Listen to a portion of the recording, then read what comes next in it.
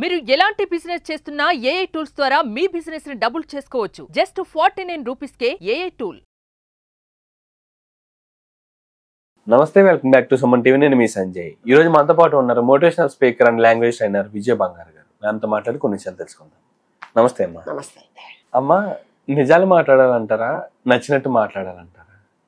అంటే ఏ విధంగా అంటే కొన్ని సందర్భాల్లో నిజాలు మాట్లాడితే వాళ్ళ రిలేషన్ ఎక్కడ దెబ్బతింటుందా అని భయం ఉంటుంది. కొన్ని సందర్భాల్లో వాళ్ళకి నచ్చినట్టు మాట్లాడితే రిలేషన్షిప్స్ బాగుంటాయి, కానీ వాళ్ళ దగ్గర నిజం దాయాల్సి వస్తుంది. అసలు ఏది బెస్ట్ అంటారు? రిలేషన్షిప్ లో ఎలా మాట్లాడితే మంచిది అంటారు? రిలేషన్షిప్ కాదు సంజయ్ గారు, ఎవరితోనైనా ఒక మనిషితో మాట్లాడుతున్నప్పుడు అంటే మీకు నచ్చినట్టుగా మాట్లాడితే మీరు చాలా సంతోషపడతారు కదా. అంటే ఏమిటి, మిమ్మల్ని టెంపరీగా నేను చాలా సంతోష పెడుతున్నా, కానీ మీకు అసలు మీ జరిగింది ఏంటి, మీరు ఎలా అంటే ఎలాంటి మాట చెప్తే మీ తప్పులు మీరు సర్దిద్దుకుంటారు అనేది నేను చెప్తే అది నిజం చెప్పినట్టు కదా. నచ్చినట్టుగా మాట్లాడితే టెంపరీగా నిజంగా మీరు చాలా సంతోషపడతారు కదా. అందులో ఏంటంటే నేను కొన్ని నిజాలు దాచిపెట్టి కప్పిపుచ్చి మీరు సంతోషపడేలాగా మీకు నచ్చినట్టుగా, అంటే నేను ఎలా మాట్లాడితే మీకు నచ్చుతుందో నాకు తెలుసు కాబట్టి అలాగే మాట్లాడతాం. అప్పుడు మీరు చాలా సంతోషపడతారు కదా. రేపు పొద్దున నిజంగా మీకు నిజం తెలిసి మీ లైఫ్లో ఏదన్నా నష్టం జరిగితే ఎవరిని మీరు అనుకుంటారు? ఆ రోజే మేడం నాకు చెప్పింటే నేను బాగుపడేవాడిని కదా అనుకుంటారా లేదా? అంటే నా పర్సనల్ ఒపీనియన్ ప్రకారము తప్పకుండా, అంటే టెంపరీగా మీరు బాధపడినా కూడా తప్పకుండా నిజం చెప్పడమే మంచిది. నచ్చినట్టు మాట్లాడడం అనేది ఏంటంటే అది ఓన్లీ అది సొల్యూషన్ కాదండి. అది అంటే మిమ్మల్ని తాత్కాలికంగా నేను సంతోషపరుస్తాను, అది లైఫ్లో మీకు ఎటువంటి ఉపయోగం లేదు. ఫర్ ఎగ్జాంపుల్ నేను చిన్న ఎగ్జాంపుల్ చెప్తాను. ఒక ఫ్రెండ్స్ ఉన్నారు, ఇద్దరు చాలా క్లోజ్ ఫ్రెండ్స్.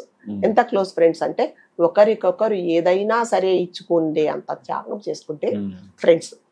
ఓకే, అయితే రెండో అబ్బాయి అడిగాడు, రే నాకు జాబ్ లేదు, చాలా కష్టంగా ఉంది, ఏదో ఒక ఊరు నుంచి వస్తాడనమాట, నువ్వు చాలా మంచి పొజిషన్లో ఉన్నావు కదా, నాకు ఏదైనా హెల్ప్ చేయిస్తావా అంటే, అరే నీకేంట్రా, నువ్వు చాలా టాలెంటెడ్, నీకు తప్పకుండా అసలు నేను చూడంగానే ఎవరైనా సెలెక్ట్ చేసుకుంటారు అని చెప్తాడు.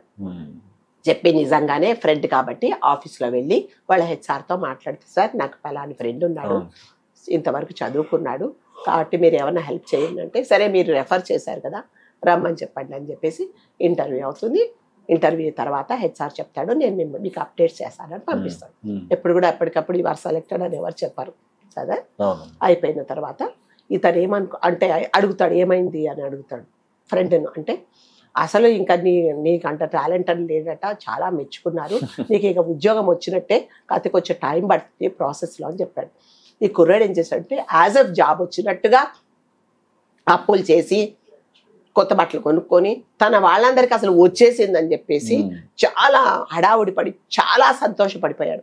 ఎంత సంతోషపడిపోయాడంటే ఇంకా నిజంగానే ఇంకా 2 రోజుల్లో జీతం వస్తుంది అన్నట్టుగా అతను సంతోషపడి చాలా సంతోషపడిపోయాడు. సో ఎదురు చూస్తున్నాడు. 2 సార్లు అడిగాడు, ఏమైంది చెప్పాడంటే, ఇంకా టైం పడుతుంది అని చెప్పాడు.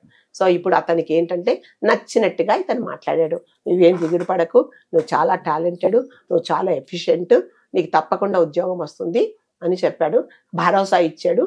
ఇతను చాలా సంతోషపడ్డాడు. ఓకే, సెకండ్ పార్ట్లో అసలు జరిగింది ఏంటంటే, ఇంటర్వ్యూ అయిన నెక్స్ట్ డేనే వాళ్ళ ఫ్రెండ్ని పిలిచి, మీ వాడికి first of all communication skills లేవు, తర్వాత ఏ ప్రాజెక్టు చేసినట్టు దాఖలాలు లేవు, సో ఇతను ఇండివిజువల్గా ఏ ప్రాజెక్ట్ ఇతను లీడ్ చేయలేదు, కాబట్టి ప్రాజెక్ట్స్ ఏదన్నా చేస్తే నన్ను తప్పకుండా తీసుకుంటాము, సరే మీరు రికమెండ్ చేశారు కాబట్టి కమ్యూనికేషన్ స్కిల్స్ ఉండింటే నేను ఏదన్నా అంటే రిసెప్షన్లోనో ఎక్కడైనా చిన్న జాబ్ ఇప్పించేదా వాడిని, అది కూడా నేను చేయలేను, కాబట్టి ఇమీడియట్గా మీ ఫ్రెండ్కు అట్లీస్ట్ కమ్యూనికేషన్ స్కిల్స్ నేర్చుకోమని చెప్పండి, తర్వాత నేను జాబ్ ఇస్తానని ఎప్పుడు చెప్పాడు?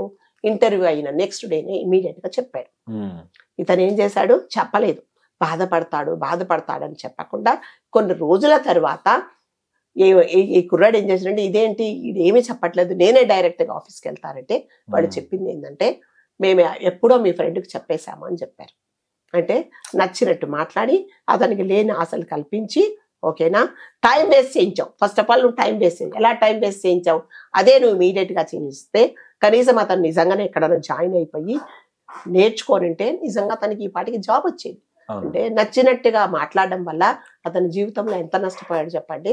కాబట్టి నచ్చినట్టు మాట్లాడడం అనేది అది టెంపరీగా మనము ఒకరిని మనము సంతోష పెట్టడమే కానీ that is not the permanent అంటే సొల్యూషన్. వాళ్ళు బాధపడతారు అని చెప్పేసి ఉద్దేశంతో వాళ్ళు దాస్తుంటారు. సెట్ ఆఫ్ టైంలో కొంచెం టైం దాద్దాం తర్వాత చెప్దాం అని చెప్పేసి దానివల్ల కూడా వాళ్ళు నష్టపోతారంటారు. నష్టపోతారు కదండి. మరి ఇప్పుడు ఉన్నది ఉన్నట్టు చెప్పండి. టెంపరీగా బాధపడచ్చు. ఇప్పుడు ఏదైనా మైనస్ పాయింట్స్ ఉంటే తప్పకుండా చెప్పాలి. సపోజ్ మీరున్నారు సరిగ్గా మాట్లాడలేరే అనుకోండి, మీ ఫ్రెండ్ ఉన్నాడు, సంజయ్ నువ్వు కొంచెం ఇంప్రూవ్ చేసుకో సంజయ్, నీకు చాలా టాలెంట్ ఉంది, ఇదొకటే నీ మైనస్ పాయింట్ అంటే మీరు ఏం చేస్తారంటే తప్పకుండా ఏదైతే మైనస్ పాయింట్ ఉందో దాని మీద మీరు ఫోకస్ చేసుకుంటారు. మీరు లేదు నువ్వు చాలా బాగా మాట్లాడు, నువ్వు చాలా ఎఫిషియెంట్ అంటే ఇంకా మీరు ఏం చేస్తారు, ఎవరైనా సరే ఎవరైనా పొంగిపోతారు కదా పెంచుకున్నారు.